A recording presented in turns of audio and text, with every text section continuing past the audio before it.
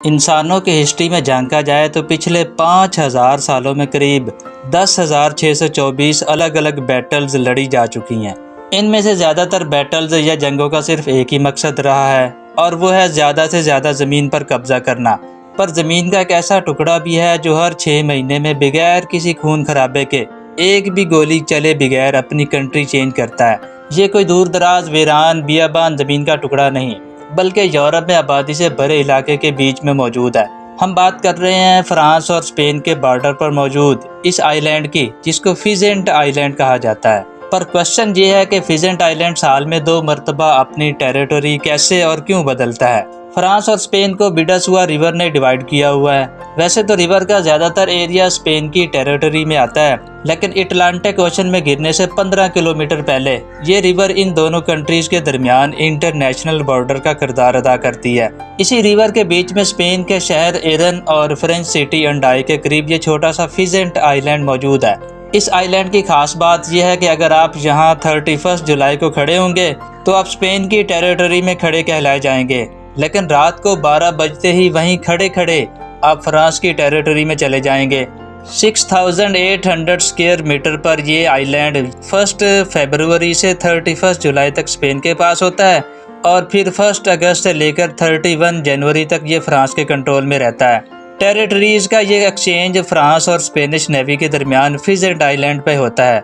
जब दोनों कंट्रीज की अथॉरिटीज़ यहाँ आती हैं और एक सेरेमनी के बाद जिसकी बारी होती है वो अपना झंडा लहराता है। फिजेंट आइलैंड की ये एक्सचेंज सेरेमनी पिछले 170 सालों से ऐसे ही चलती आ रही है। आपको यहाँ बताते चलें कि जब एक ही ज़मीन को एक ही वक्त में 2 से ज़्यादा कंट्रीज चलाती हैं तो इसको कंडोमिनियम कहा जाता है। लेकिन फिजेंट आइलैंड दुनिया में वाहिद ऐसा कंडोमिनियम है जिसको सिर्फ एक ही वक्त में सिर्फ एक ही कंट्री चलाती है, और इसी वजह से फिजेंट आइलैंड सिर्फ कंडोमिनियम ही नहीं बल्कि दुनिया का अकेला टेम्पोरल कंडोमिनियम है। 1600s में यूरोप में एक बहुत बड़ी जंग करीब 30 साल तक चली थी, जिसको द 30 ईयर वार के नाम से याद किया जाता है। हिस्टोरियंस का कहना है कि ये एक रिलीजियस वार थी, लेकिन इसके पीछे पॉलिटिकल और इकोनॉमिक पर्पस भी था। ईयर 1680s में शुरू होने वाली ये जंग 1648 में एक पीस ट्रीटी पर ख़त्म हुई। फिर 11 सालों के बाद 1659 में इन दोनों ने भी आपस में एक अलग पीस ट्रीटी साइन कर ही ली, जिसको पिरेनीज ट्रीटी या फिर पीस ऑफ द पिरेनीज भी कहा जाता है। पिरेनीज पीस एग्रीमेंट फ्रेंच और स्पेनिश किंगडम्स के दरमियान 3 महीने और 24 कॉन्फ्रेंसेस के नतीजे में हुआ था। दोनों किंगडम्स के लिए ये आइलैंड एक पीस का, अमन का, शांति का सिंबल बन चुका था। पर इस पिरेनीज पीस एग्रीमेंट में फिजेंट आइलैंड की कस्टडी के बारे में कोई चीज़ तय नहीं हुई थी। फिर 1856 में इस आइलैंड की कस्टडी के हवाले से कुछ फैसले किए गए और अब की बार ये तय पाया कि आइलैंड 6 महीने फ्रांस और 6 महीने स्पेन के पास होगा।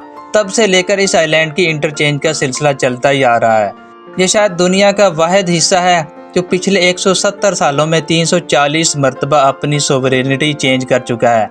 आज पूरा यूरोप हर तरह से आज़ाद तो है, लेकिन फिजेंट आइलैंड और इस पे बना ये मॉन्यूमेंट पास्ट में हुई तलखियों की याद दिलाता है। उम्मीद करते हैं ये वीडियो आपको अच्छी लगी होगी, जिसको लाइक और शेयर ज़रूर कर दें और आने वाली नई वीडियोस को देखने के लिए चैनल को सब्सक्राइब करके बेल आइकन को प्रेस कर देना। मिलते हैं अगली शानदार वीडियो में।